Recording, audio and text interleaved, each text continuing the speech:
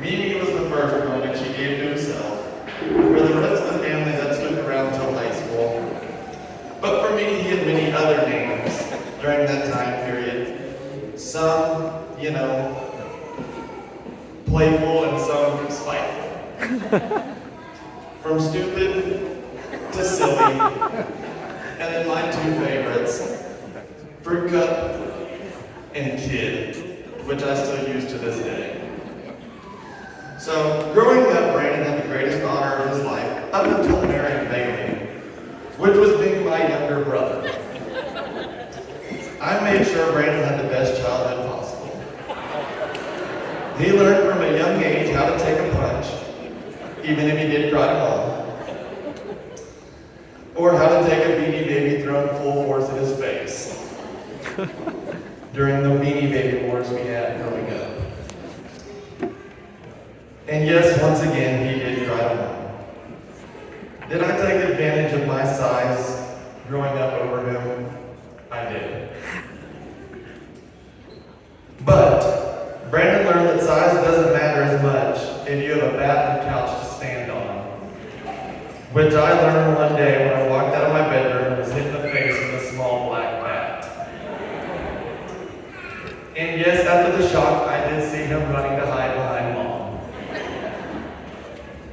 That's not the only time Brandon used that little bat. I still have black marks on my door at my parents' house from Brandon hitting my door with that bat. Now I'm sure I practiced a UFC move on him or punched him or did something to bring on the onslaught.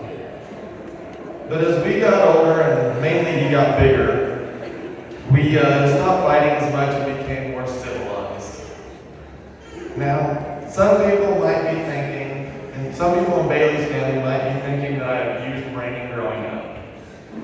But I like to think that I made sure he did not become a snowflake like the rest of his generation.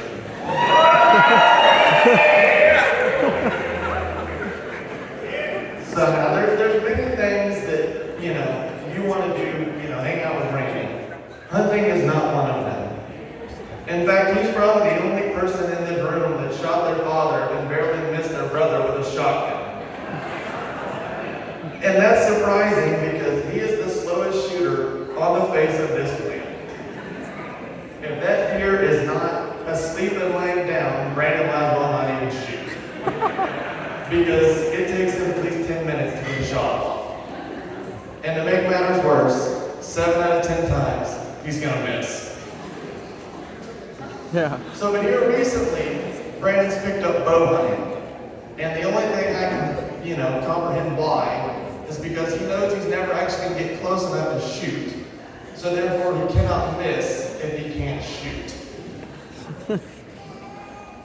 So, I have a lot more stories I wish I could tell, but I've been told I'd be written out of the will if I wasn't nice in this speech. So yes, I guess Brandon tried along one last time. But in all seriousness, all I ever wanted from Brandon was to listen to me when I tell him to do something, and for him to be happy. And I've never seen him happier than when he's with Bailey. Bailey, hopefully he listens to you better than he did to me growing up, or he's in for a rude awakening. I know we all prayed that one day he would be his future wife and she would be a good fit for our family. And God did not let us down. I can't imagine anyone more perfect for my brother than Bailey. Bailey, you look beautiful in your dress. And I know I speak for the entire family when I say we're excited to welcome you into the family. Now before I go, I'd like to raise a toast to the newlyweds.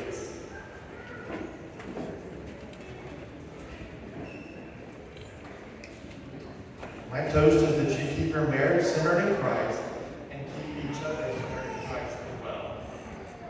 And now I'm going to leave them with some words that our grandfather gave Katie and I at our wedding about the keys to a lasting marriage. The keys to a lasting marriage are food, shelter, and protection. That is apparently all you need. They've made it work for 50, 60 years, so there must be something to it.